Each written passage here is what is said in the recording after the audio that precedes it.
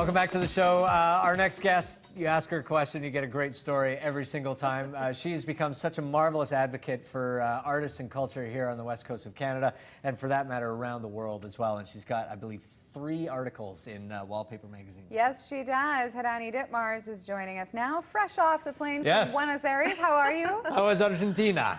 Muy bien, muchas gracias. Yes, So yes. what kind of adventure did you have there? Because you always have an adventure. Well, it was a brief 10-day trip. I was a volunteer for an NGO that was having a conference in the north of Argentina, in Gaucho country. But little did I know that I would be trapped for 2 days in the George Bush International in Houston. Why were you trapped there? What happened? There was a volcano in Patagonia, and there was all this volcanic ash. Oh, wow. So you're in the George Bush International Airport. Yes, for 2 days. How did you entertain yourself? Well, I ran into an architect from Buenos Aires who lived in LA and taught in between LA and Buenos Aires, and he was trying to get to a lecture. And he turned out to be the protege of Julius Schulman. He was also an architectural photographer. So we hung out for 2 days at the George Bush International. And just talked architecture. That's almost like a dream for you, Hadani. That's like... Well, there was a brief excursion to an airport hotel where we arrived at 1 in the morning, and the only place to eat in this weird area in the no man's land of Houston turned out to be a strip bar. Awesome. So we were discussing architecture and Julius Schulman while this woman was, you know, it was very surreal, the whole thing. I got to Buenos Aires after an all-night flight, and there was a huelga. The Air Force had taken over the Air Traffic Controllers Union because of the whole military sindicato thing, and so then I was trapped all day in the Aeroparque, which was recently commemorated because they had a massacre there in the 70s. And I could sort of relate to that after having spent 8 hours in the Aeroparque. Then I took the all-night bus to Mina Clavero, where this conference was happening. But on my way back, I had a really interesting kind of, I was on some kind of architectural trail. I mean, my camera was stolen when I was waiting for 8 hours in the Retiro bus station on my way to the all-night bus.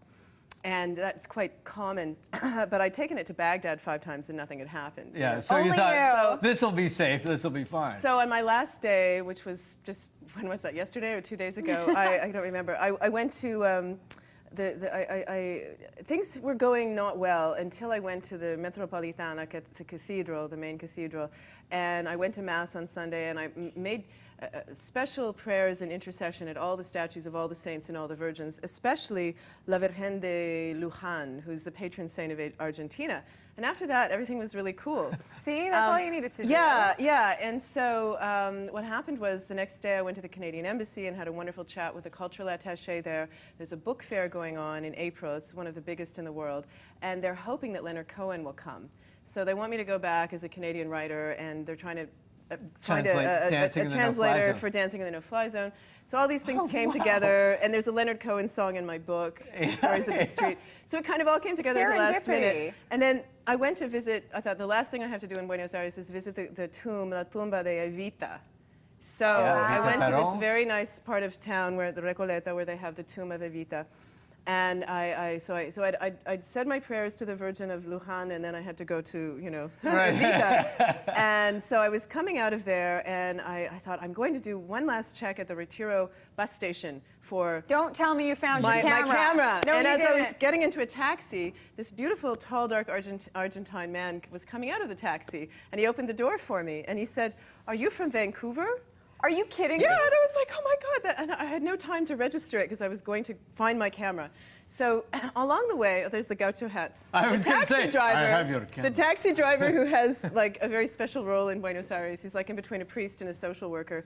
He kept telling me, why did you run away from that man? He could have been your destiny. You know what? He might be right. So the taxi driver takes my card and takes it back to the guy because he knows the hotel he's staying at.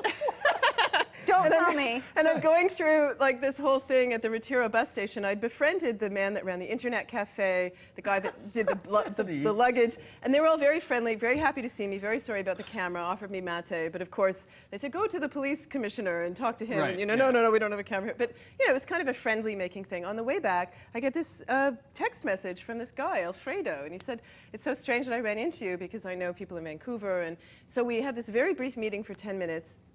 It turns out he's a very famous designer from Zurich. He's an Argentine living in Zurich. He's Alfredo Haberli, who's been interviewed by Wallpaper, all the same people. By the same magazine and that you it was write really for. strange. Yeah. So I was on some kind of architectural You're trail. always on some Now- kind of, your whole life is on this That'll bring us architectural to the trail. December Yes, issue yes. of Wallpaper magazine. I'm trying to stop meeting architects. I know, but you wrote about a wonderful Dan White. architect, Dan Yeah. White, who hasn't had a lot of attention, but maybe you Yes. can tell us a little bit about him as we Yes. look at some pictures of his Yeah. work. Well, Dan is this extraordinary undersung West Coast architect who just had this rigorous modernism, even at a time when modernism was not in style. I mean, in Yeah, the in the 70s and 80s, when yeah. you remember the sort of the postmodern sort of fussy flourishes, he Yeah. was Yeah. not doing that.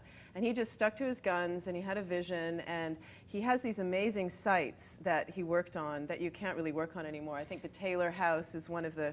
Yeah, there it We've is got in West that up Van. I there. mean, it's built over top of a ravine and a creek. Basically. Yes, I mean, and it's stunning. You can't build that close to the water anymore. I don't know if you have a picture of the edge of it, but Yeah. so Dan was really ahead of his time in lots of ways. But he was so not into any kind of self-promotion, and he has all these hand-drawn sketches. Nothing was computer generated. Wow. So it's quite a challenge. I worked with Russell from his office, and also Martin Lewis. who Digging was into the very vaults. close. To have the opportunity, I mean, like you say, for someone that's virtually unsung around the world, but obviously has had an impact and was impacted from Arthur Erickson and then paid that forward, to Yeah. have a chance to capture some of his work and really get inside that is fascinating. Yeah, and I really felt honored that I was asked to write it. I mean, I did pitch it to them, but the fact that, this icon section really celebrates architects from around the world who have that iconic status. Yeah. So I felt like, oh, this is our patrimony, this kind of West Coast modernism. And an we need unsung to, hero, too. We need to sing it. We need yeah, to celebrate absolutely. it. We need to protect it as well,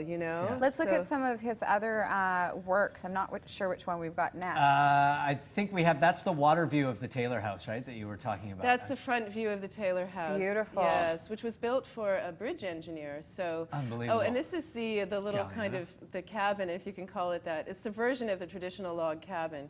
It's vertical instead of horizontal. And It's there's sort of 3 buildings attached that are the same style? It's designed as a hexagon, but there's and what a 3 different way of parts thinking to at it. the time it was built, too. People were just not doing that kind of stuff. Yeah. No, his work is like deceptively simple and yet really complex, and it's But suits its environment wherever it is. very connected to the site, very deeply connected to the The other site. thing you've been writing about that's very local as well is what's going on in Surrey. And we had Mayor Surrey, Diane Watts yes, on yes. to talk about Bing Yes. Tom's library that's going up in Surrey that's just Well, mind-blowing. if you read the December issue of Metropolis, I have a story on Surrey as kind of hub for public architecture. Yeah. Because really, Who would have thunk it? Nobody. well, there's a lot of land. It's cheaper than in Vancouver, and there's less restrictive bylaws, so it kind of makes sense. Plus, Bing Tom was really in the lead with his university meets shopping mall, and then now with Right. this amazing library. And of course, there's a whole city plan, as you know, for creating a real hub for public architecture there, and a whole new vision for the city. Hadani, dare I ask what you're going to be up to next? Yeah, that's right.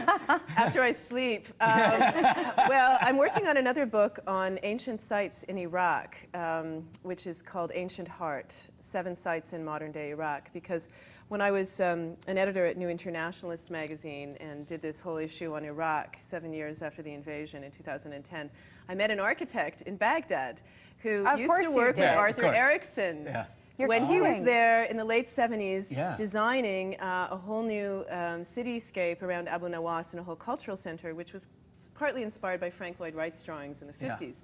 Now, this architect I met insisted on taking me around to the most dangerous areas to see examples of modernist buildings and also ancient shrines that were in the middle of garbage dump meets sort of displaced person camps, like that scene from Planet of the Apes where Yeah. Charlton Heston sees the Statue of Liberty on Yeah. the beach. That's what this That's is what like. it was like. And I thought, my God, all this important architectural heritage, which is not only Iraqi, but our world heritage, the cradle of civilization, is just Yeah. being neglected, And being that's going to be a destroyed. book? That's my next book. It's called Ancient Heart, and hopefully the publishing wing of Metropolis, the magazine, is going to be publishing it. But we're looking for a sugar daddy. We're looking for an institute that cares about ancient sites in Iraq, because it's so dangerous now that it's very difficult to do cheap, independent I was writing. going to say really expensive to get there and get access So, to it. And inshallah, if anyone's listening and wants to sponsor us, it's a very important thing. I mean, there's a Burger King in Babylon, you know.